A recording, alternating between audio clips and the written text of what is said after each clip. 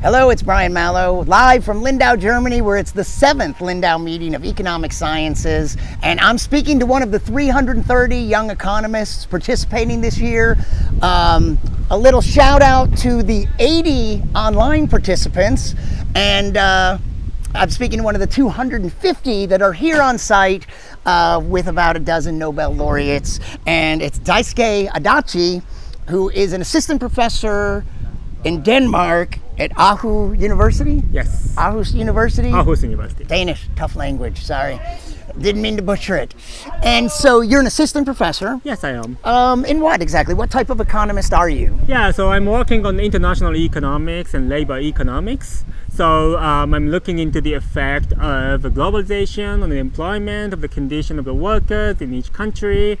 In each country, so not limited to one country. You look at this across different countries. Depending on the research question, but I'm not constrained by the destination country of a research. So I'm in general interested in how the change in the world situation and the technology situation is affecting workers. Yeah. What sorts of research questions? So specifically, I'm currently looking into the effect of automation. Okay. So the change in the technology that was so some of the tasks are done by human in the past, but currently it's done by some new machines such as industrial robots. And is that really a beneficial thing to the society, beneficial thing to the worker, or could it be harmful to some set of workers? So that's and I'm trying to answer these questions using the data that I collect. Yeah.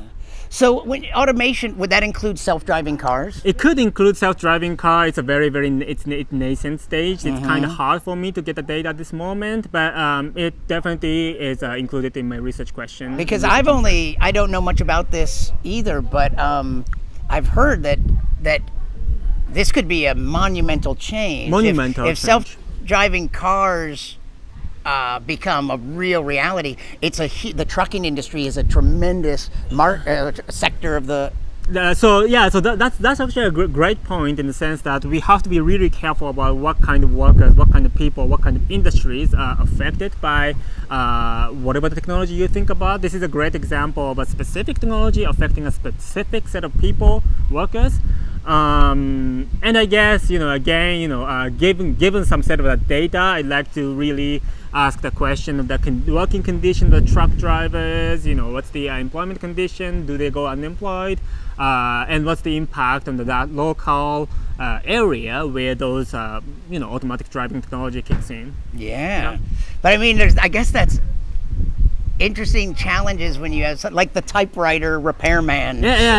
When in the age of computers, or like typewriters have disappeared, but you can't stop that progress. It's not like you can't.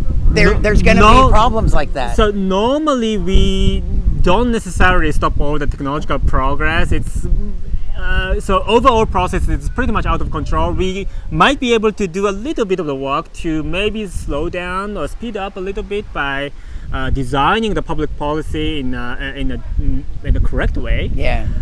So I guess that's what the economists work in this dimension. Well, I just saw a little blurb that said in San Francisco, I think a restaurant just opened. That's the first fully automated restaurant. Okay. Yeah. And so that's a new thing. Yeah, they're actually. But what are you? Is it mostly things like Amazon warehouses and? Good. That's a really good example of a recent use of industrial robots.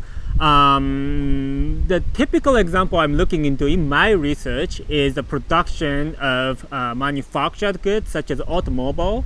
So there are a lot of industrial robots producing, let's say, car body in the production plant. And so my question basically is, what does it do to the workers that used to be hired in the production plant, and what does it mean to the society that they are belonging to? Yeah, so what used to be an assembly line with a whole bunch of humans is like no humans now. No humans at all. So it's actually astonishing change in the last, depending on the part of the world, in the last 20 or 30 years, the reduction in the number of the workers in a specific area of this production has been significant, right? So that is presumably affecting in a negative way to that set of the workers, but it could be beneficial to the different set of workers who are, doing peripheral tasks in this production plant, or it could be, maybe directly producing the employment for the workers who are producing or managing robots. Right, who builds the robots? Exactly. So, but someday they'll be replaced by robots building robots to build robots. Very good question. Right? Who knows? So, did you always know that you wanted to be an economist? And what was it that hooked you and made you like economics? Yeah, I thought the first time I got interest in economics is when I read a book about kind of introductory economics, which is basically using a very, very simple math. And I really liked math. It looks beautiful to me when I was a high school kid. Yeah. And I was also interested in how the society works, how the society is knitted in the way it is. So I felt like this match of a understanding of society using the very simple mathematical tools. It sometimes gets too complicated, but it looks beautiful to me. So that was how. When you say the math looks beautiful, are you thinking of calculus? I was saying many parts: calculus, statistics, analysis. All of them I really liked. Excellent. Do you think? Is there something you think? Is it important for the general public to have a better understanding of economics?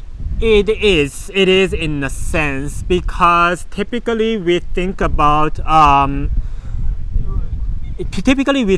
the really low level, at the public level. The discussion needs to be time constrained. You have to be really, really clear about something, which sometimes lose the preciseness.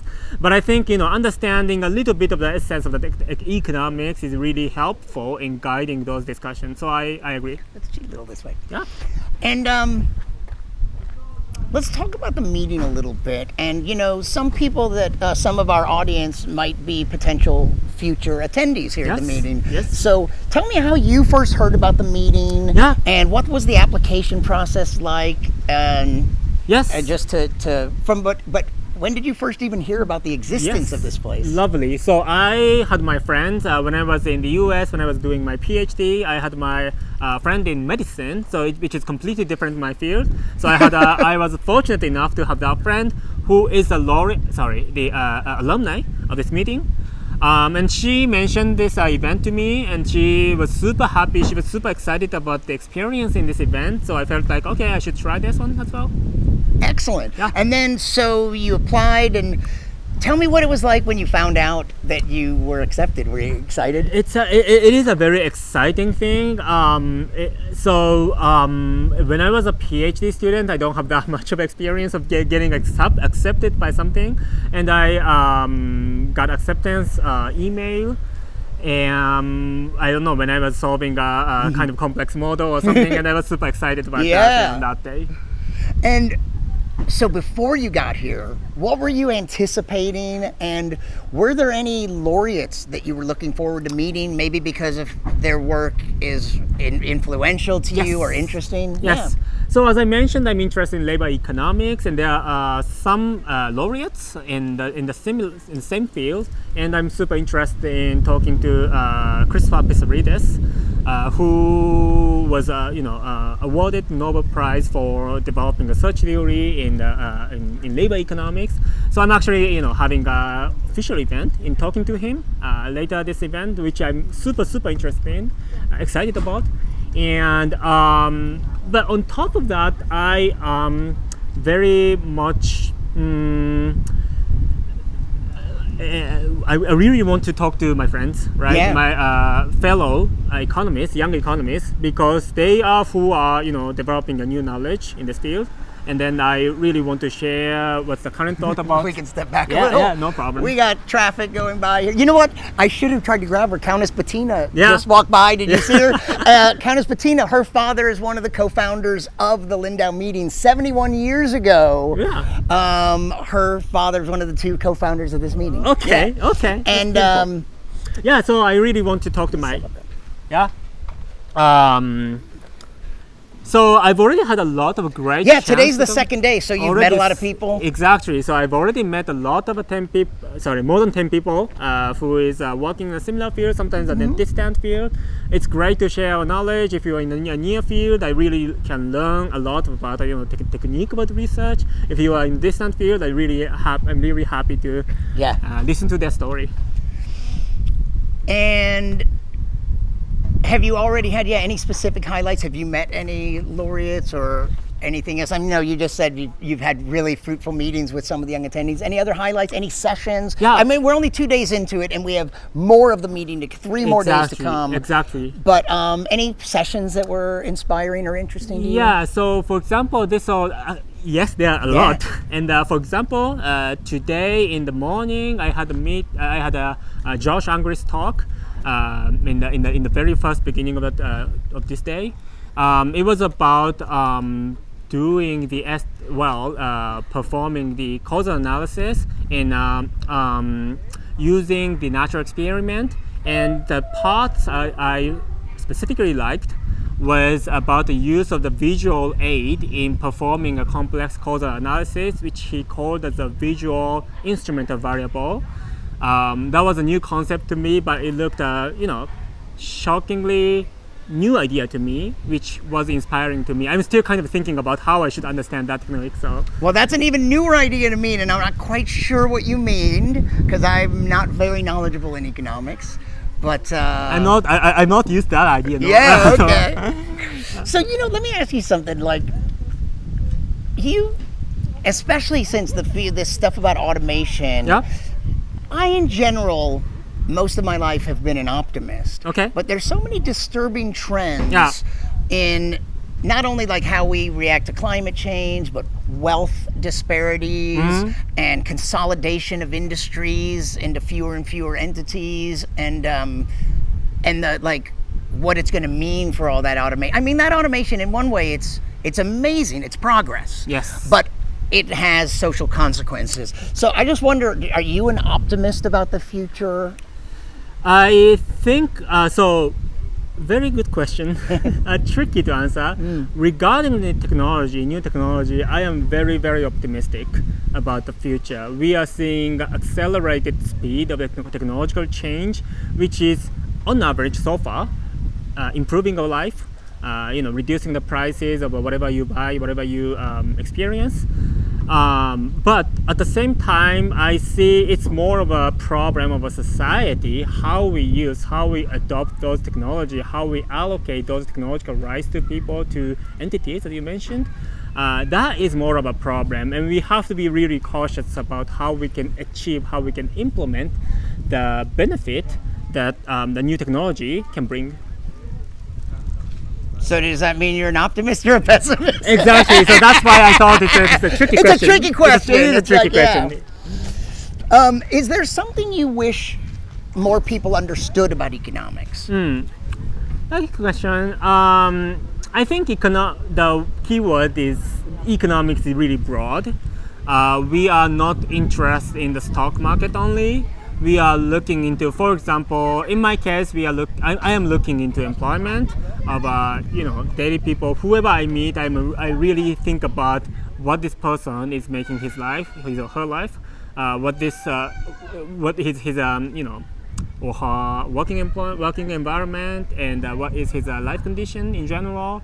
And we are looking. So many economists are looking into many diversified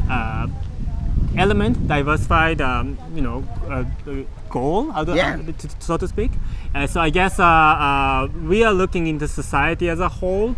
So it is not the financial market that we are only looking at, but we are trying to understand how the society works when the people are behaving as their own, and as a result, what should we do as a society? That's our ultimate question. So I guess the bottom line is we are much closer than the general public thinks who we are. Well, thank you for taking the time to talk to me. Thanks to you. And I'm sure you'll have a wonderful rest of the meeting. There's so Exactly. much more we're not even halfway through. Not yet. Not yet. It's exhausting and full, but really exciting. It is exhausting, exciting. Absolutely, it is. And then, when you leave here, then you can join the Lindau Alumni Network. And because connecting is so much a part of it, you feel like you've met some people that you'll keep in touch with and maybe even collaborate with? Yes, Yeah. absolutely. I'm super looking forward. Yeah. I've already met some people who are, working similar stuff that I am doing. So I'm very, very, very much interested in talking to him in 1 month to initiate a collaboration. Yeah. Yeah. And you know what? Let's flip around and say, in the sky, if we can see it, there's what the Zeppelin factory. There's a Zeppelin right up there over your head there.